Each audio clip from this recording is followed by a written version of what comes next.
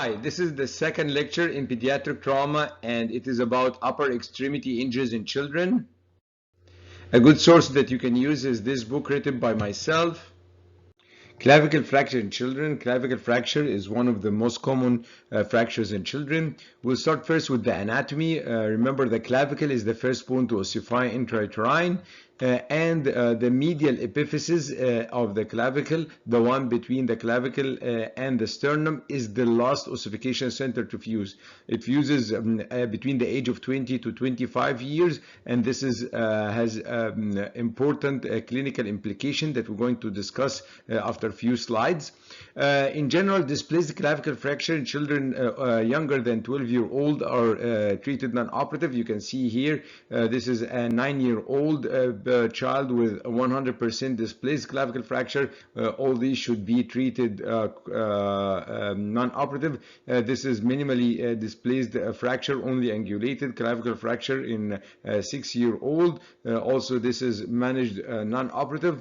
Only displaced comminuted fracture in adolescent 15 years and older are better treated with open reduction internal fixation. Still, this is under debate. However, there is some indications for patients 15-year-olds and older with comminuted fracture. So this patient is an indication for internal fixation, 16-year-old with motor vehicle collision. He has humerus fracture and the clavicle fracture. The clavicle fracture is displaced and comminuted, as you can see here in the X-ray. So the treatment for this patient was open reduction internal fixation with plate. Again, most clavicle fractures treated non-operatively.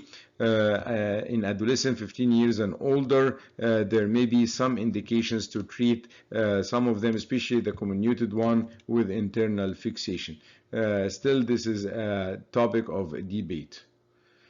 Lateral end clavicle fractures in children, the distal end is usually treated non-operative.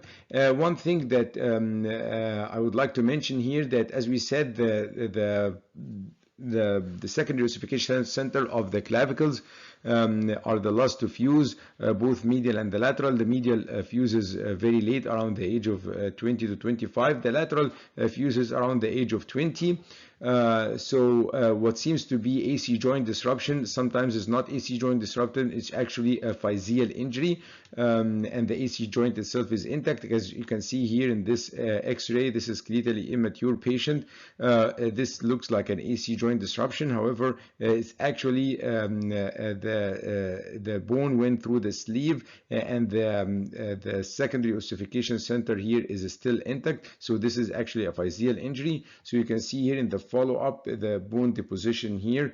So this is a new periosteal new bone formation. So the CC joint is intact. The periosteal sleeve is still here. So there is a periosteal new bone formation. With time, some remodeling will occur in this area, and the lateral end of the bone will look a little bit thicker than usual.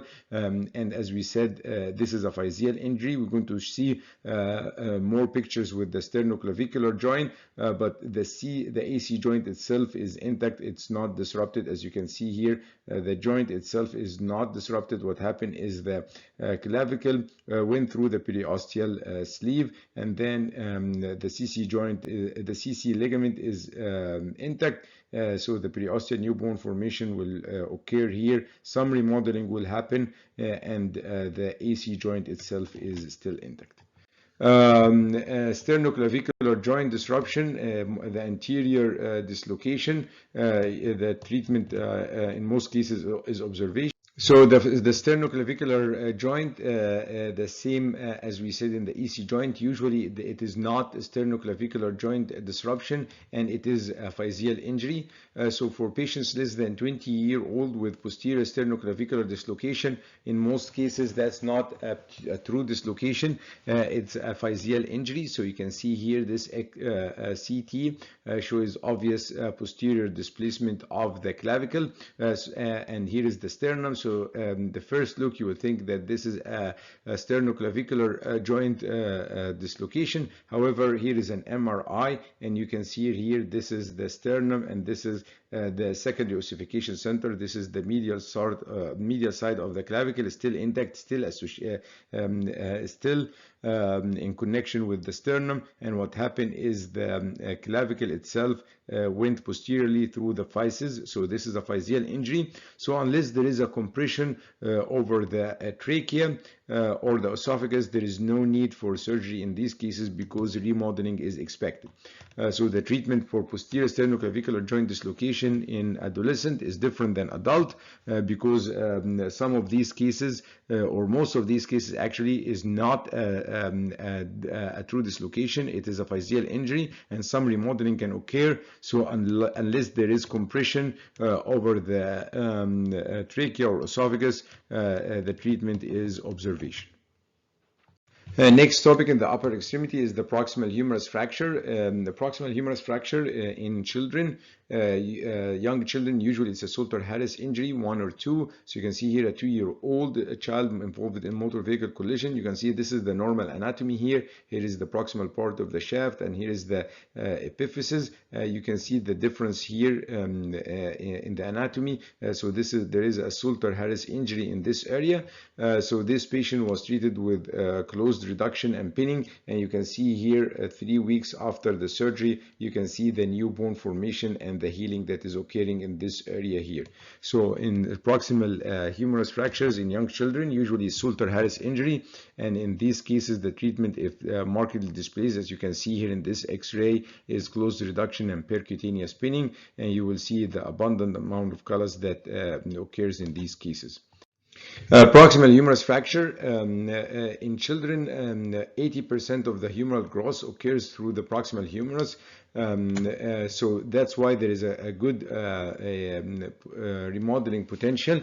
So in most cases of proximal humerus fracture, especially for kids younger than 10-year-old, the treatment is sling for comfort. So if they give you a scenario for an 8-year-old with proximal humerus fracture and the X-ray show complete displacement, the treatment is usually still non-operative sling for comfort. In children older than 12-year-old, the treatment is usually operative because the remodeling is less, especially if there is marked displacement or angulation. So you can see here in this X-ray, there is 100% displacement in the X-ray. So the treatment was closed reduction and percutaneous pinning. Osteonecrosis of the humeral head rarely occur in adolescent patient, not as common as in adult. So we took in the proximal humerus the very young children. It's usually Salter-Harris. The treatment is closed reduction and pinning.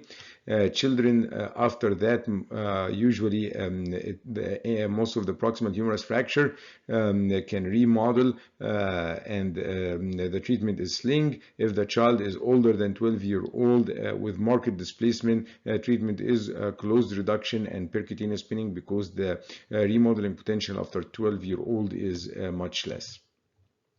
Humeral shaft fracture in children are usually treated non-operative. They have good healing potential, so the treatment is coaptation splint or Sarmiento brace, or you can even use a sling and swathe. If the lesion is associated, if the humeral shaft fracture is associated with radial nerve palsy, the treatment is still the same. This is not an indication for an open reduction internal fixation. So if they give you a scenario for 4 or 5 years old with a humerus fracture and radial nerve palsy, the treatment is still non-operative. Remember, with humeral shaft fracture in very young children, it may be indication of a child abuse. So this is an infant with a humeral shaft fracture. He presented with swollen arm, X-ray shows spiral fracture, and you can see here the healing with abundant amount of callus. So if you get a humerus fracture in a very young child and the X-ray show a spiral fracture in the answer and in the real life, you should think about the possibility of child abuse and the need to get the child protective service involved in this case. Supracondylar fracture of the humerus. This is the most common elbow fracture. There is lots of information and lots of topic. There is usually many questions that will come in the exam regarding the supracondylar fracture of the humerus. Most of the cases are extension type. About 5% are flexion type. We're going to see example for this. For the non-displaced fracture, you will see posterior fat pad sign. We're going to show example for that. The classification is if it's non-displaced, it's type 1. If it's only angulated, as you can see here in this example, this is type 2. If it's displaced and angulated, that's type 3. And if there is complete disruption of the periosteum, that's type 4. We're going to show examples for all this in the next slide. You can see here, this is a picture from my book, extension type and type 2. It was treated with a closed reduction and pinning. We're going to speak about the nerve injury that happens with the supracondylar fracture humerus. In general, in cases of supracondylar fracture humerus, the most commonly affected nerve is the anterior interosseous. The anterior interosseous is a branch of the median nerve.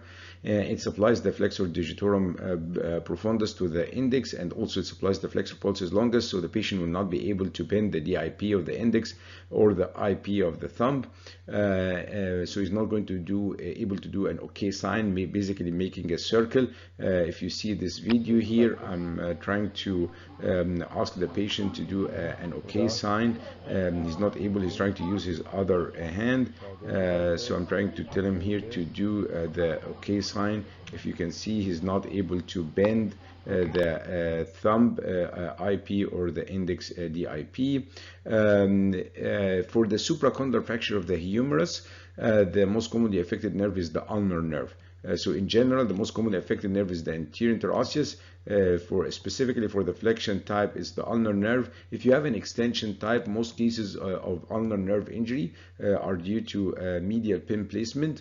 So to avoid this, you should be applying the medial pin. If you decided to put a medial pin with the elbow in relative extension, and you should go in oscillation with the power to avoid wrapping the nerve around the K wire. You can see here, this is a post-operative patient. She has ulnar nerve. If you can see, she's not able to extend the small fingers and the ring finger, and when you ask her to hold a paper with the thumb, she will bend the IP, so she will use the flexor instead of the adductor. This is called Froment sign. So this is a patient with an ulnar nerve post-operative due to medial pin placement. Last thing, floating elbows, the elbow that have a supracondylar fracture humerus and both bone forearm, they have a higher incidence of compartment syndrome, and also they have a higher incidence of loss of reduction of the both bone forearm if they are not internal fixed. So to summarize, most common nerve affected is the anterior interosseous. Patient will not be able to do OK. With flexion type is the ulnar nerve. To avoid the ulnar nerve injury, try to keep the elbow in extension, go in oscillation. Ulnar nerve, the patient will not be able to extend the PIP or the DIP of the small finger and the ring finger, and also the patient will not have an adductor pulsus, so to adduct the thumb they will use the flexor. This is called the Froment sign, and if you have a floating elbow, you have higher incidence of complication.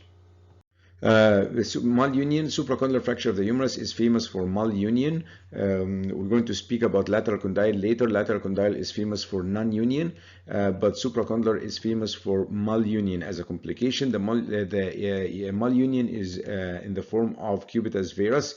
As you can see, this picture is from my book. The child has a cubitus varus, and it happens due to collapse on the medial side.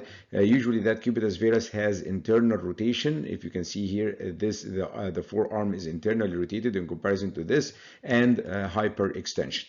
So this is the deformity. So it's cubitus varus, internal rotation, and hyperextension. Usually there is no functional limitation or pain. It's usually unacceptable appearance, and this is the most common reason to seek for surgery. There were some studies that shows the long-term effect has increased incidence of fracture of the lateral condyle and some posterolateral instability, and even some studies showed increased incidence of nerve palsy, ulnar nerve palsy. This is different than the ulnar nerve palsy that happens with the non-union in the lateral condyle.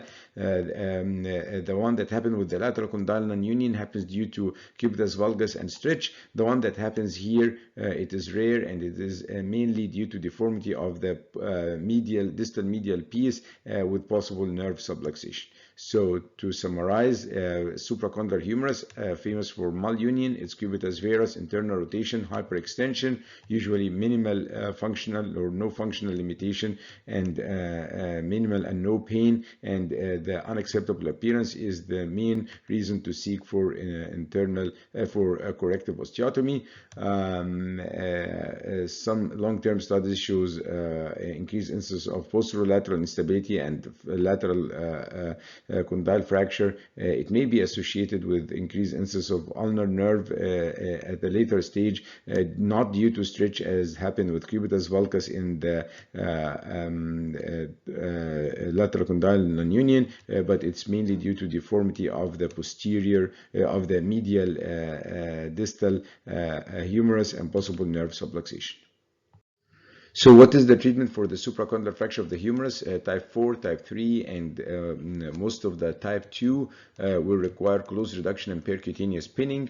In the indication for type 2, if there is more than 20-degree hyperextension, or if there is medial impaction. So you can see here, this is a type 2, there is extension. This is called the humerocondylar angle. This should be about 45 degrees. So the condyle here, the physis over the condyle should be in about 45 degree to the humerus. If you can see here, it has been hyperextended, so this angle here is much less than 45 degree. If it's more than 20-degree hyperextension, so if this angle is less than 25, this is an indication for internal fixation, or if the x-rays show medial impaction.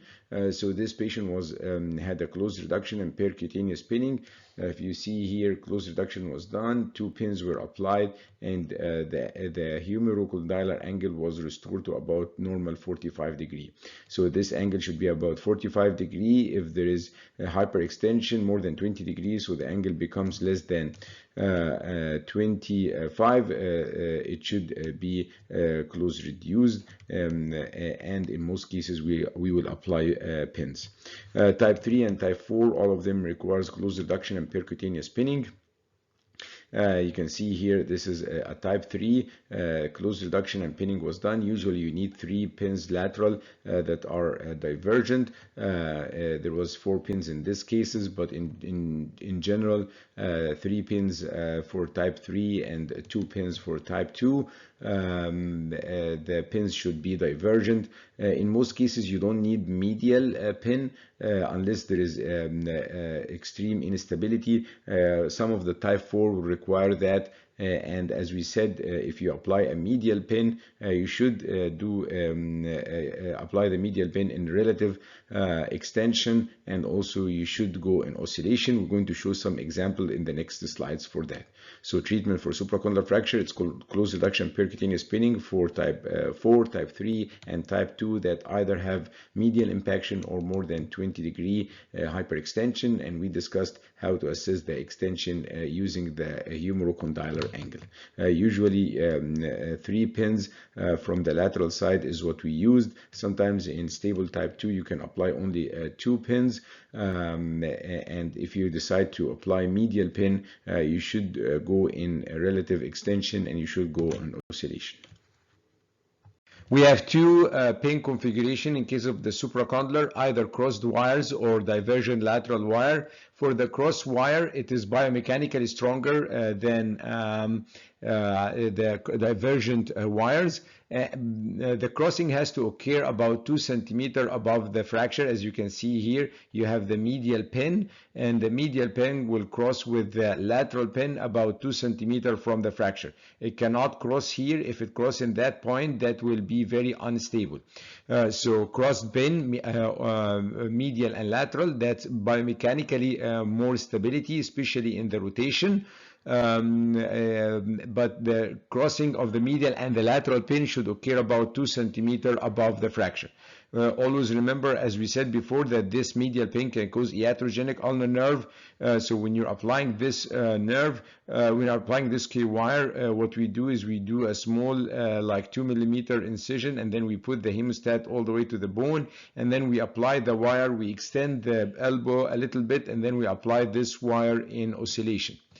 The divergent lateral pins, 2 or 3, you can use 2 if it's a stable injury. If there is comminution, which is in most cases of type 3 and type 4, it's better to use 3 pins. These pins has to be divergent. It cannot be parallel pin. As you can see here, these are divergent pin, and the most proximal one here will go into the proximal part of the medial side.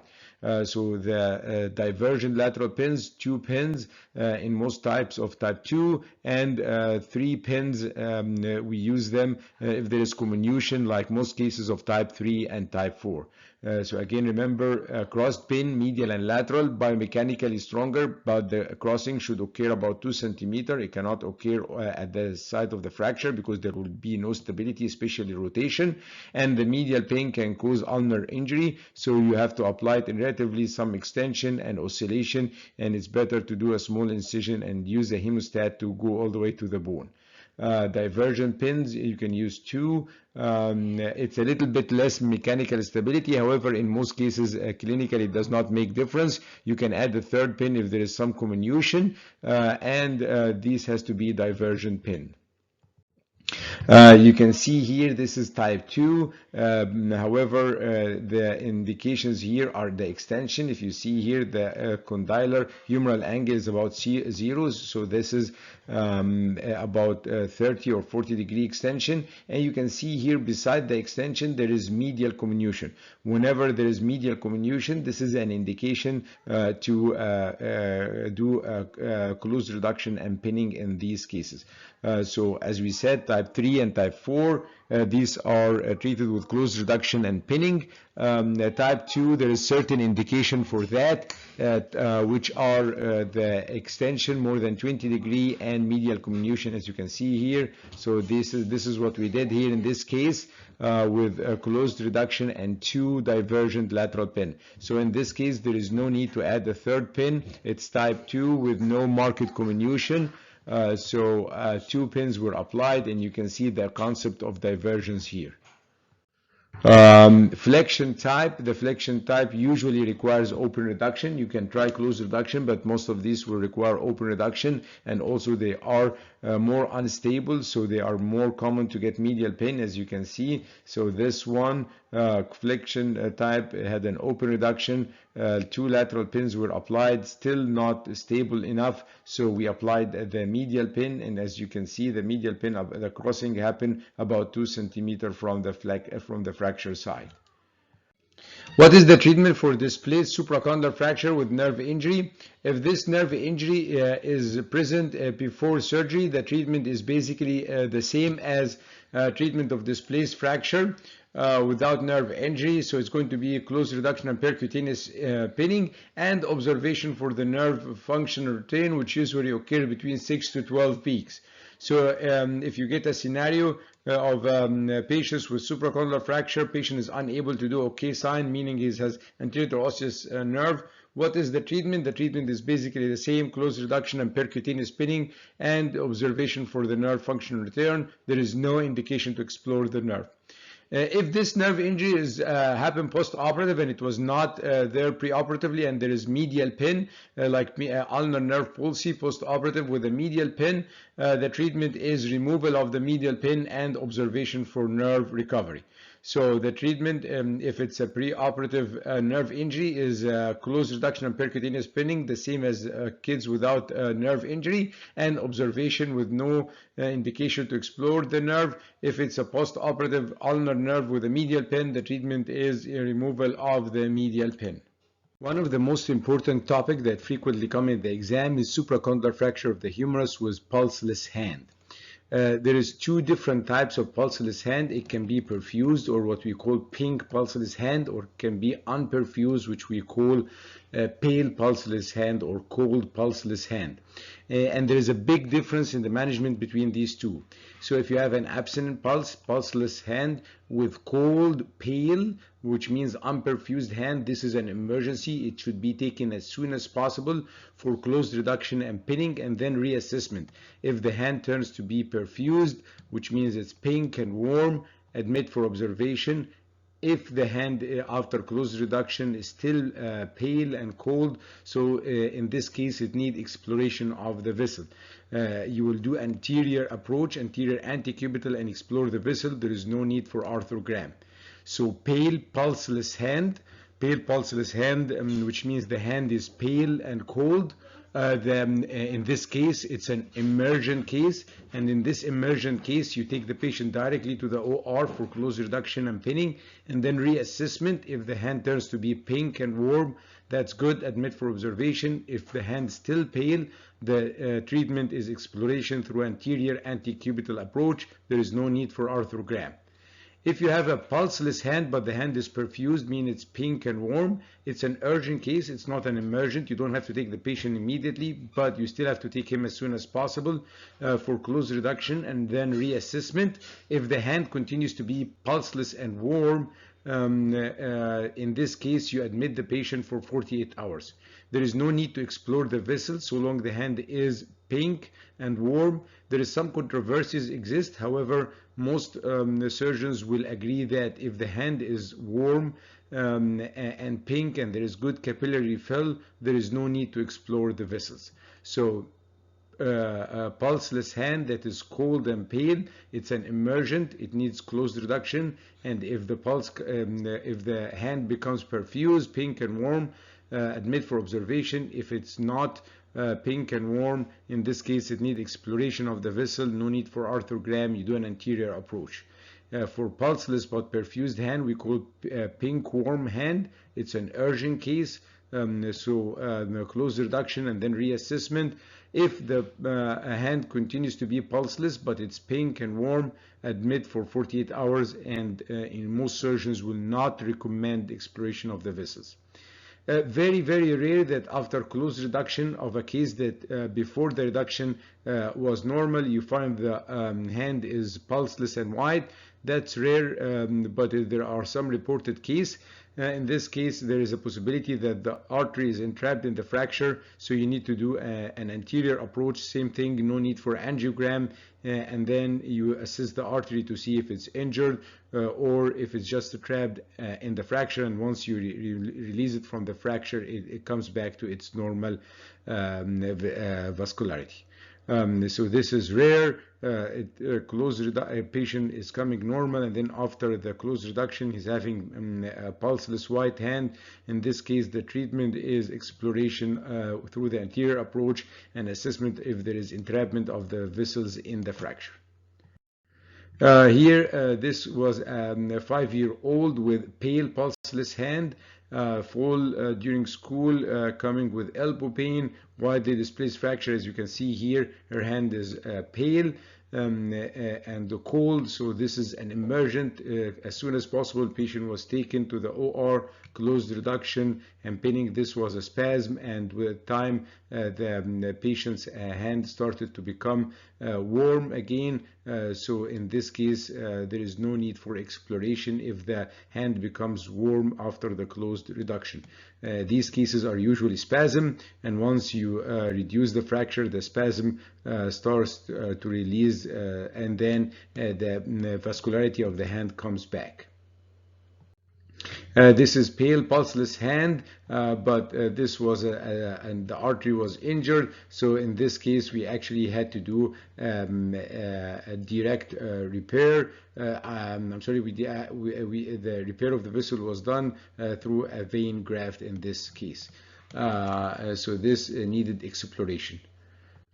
This was pink pulseless hand. The pink pulseless hand is urgent, but it's not an emergency. You don't have to take him immediately to the OR. You have to take him as soon as possible.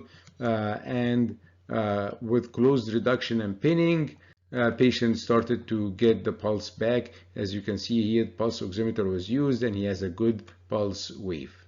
Trans-Physeal fracture of the distal humerus. This is a specific type of the supracondylar fracture. So it happens in infants less than 2-year-old, in which they don't have any ossification of their distal humerus.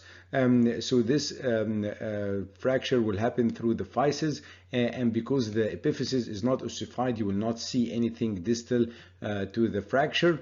So if you're not aware of this entity, you may diagnose this patient as having dislocation. So you can see here, this is a birth injury. So you can see that the humerus and the radius is definitely not in axis with the humerus.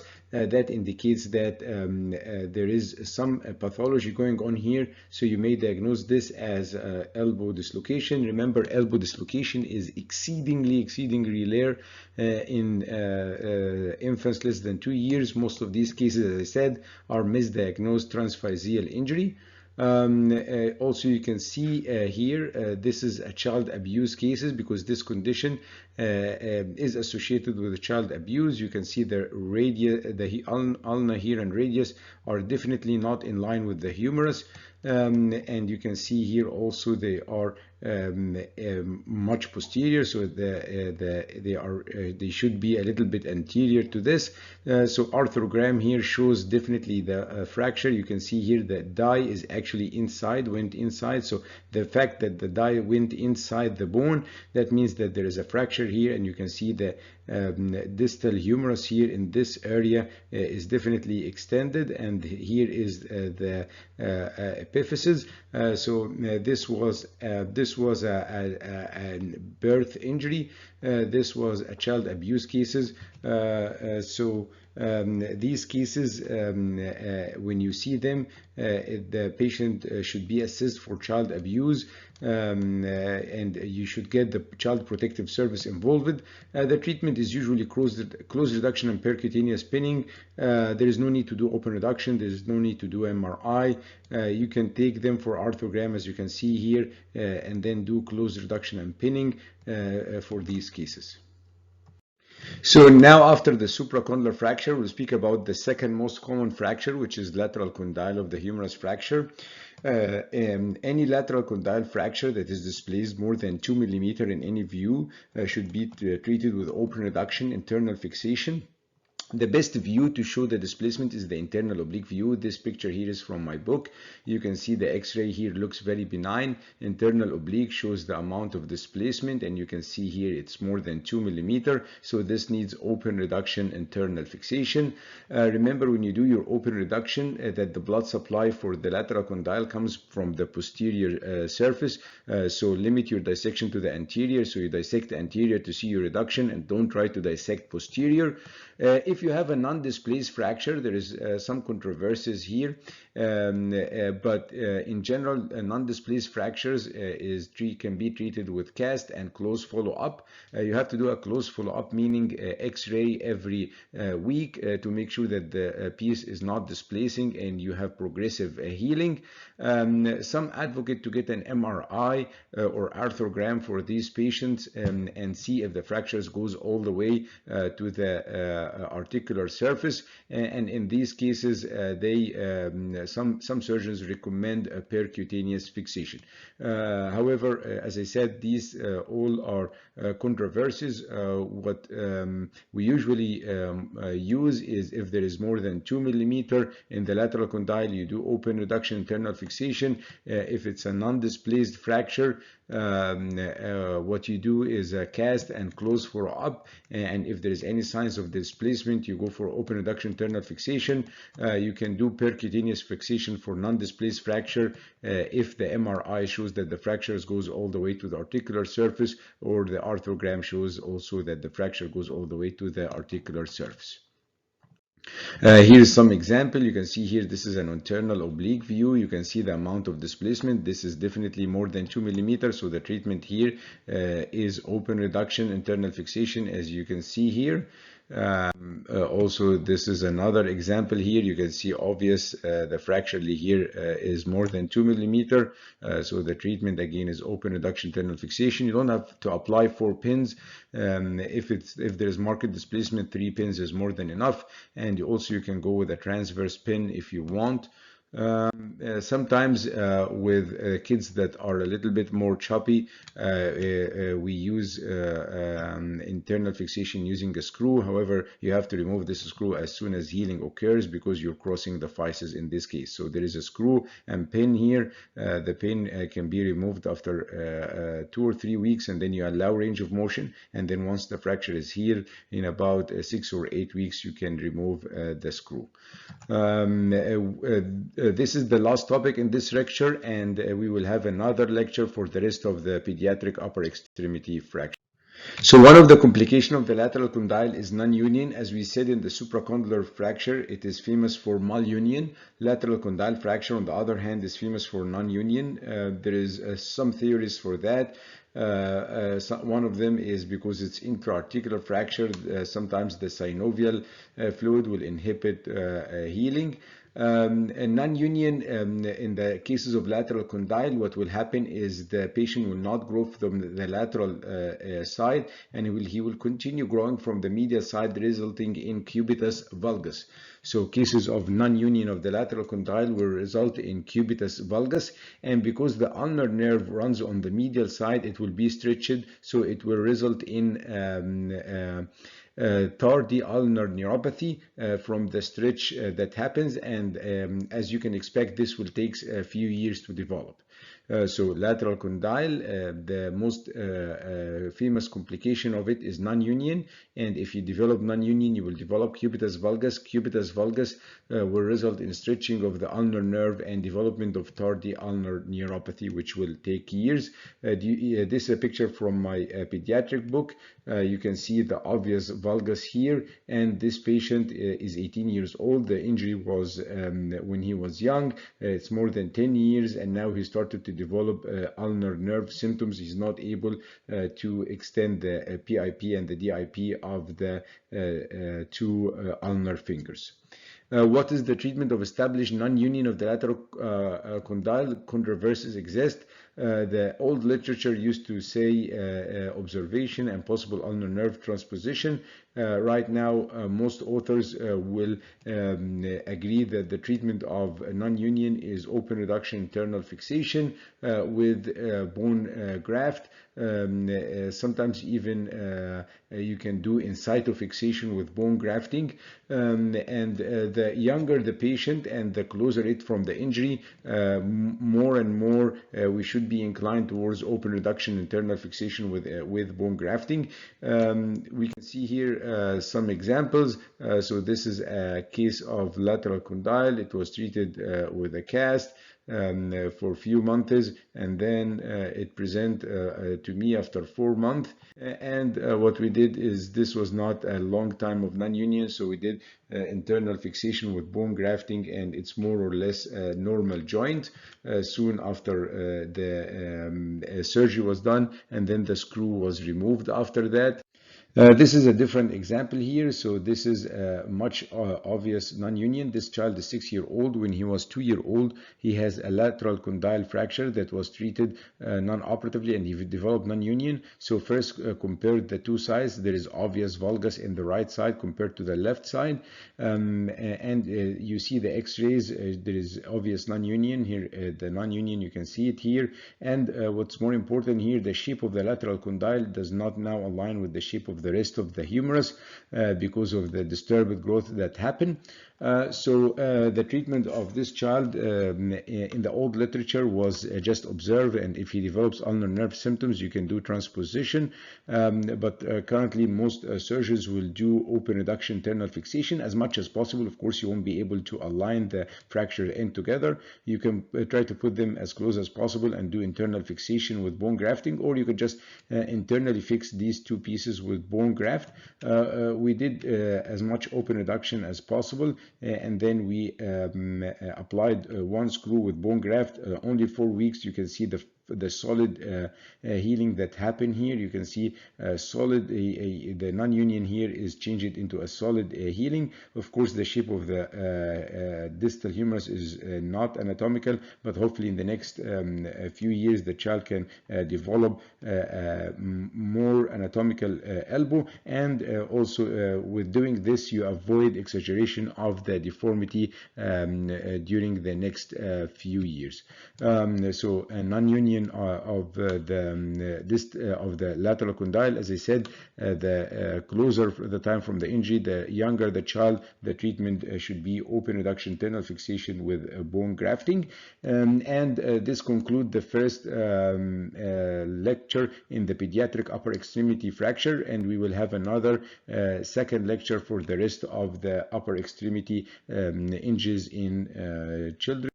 I'd like to thank you for listening to this lecture and other lectures in my channel, and you can follow for the next lecture in the pediatric upper extremity fractures.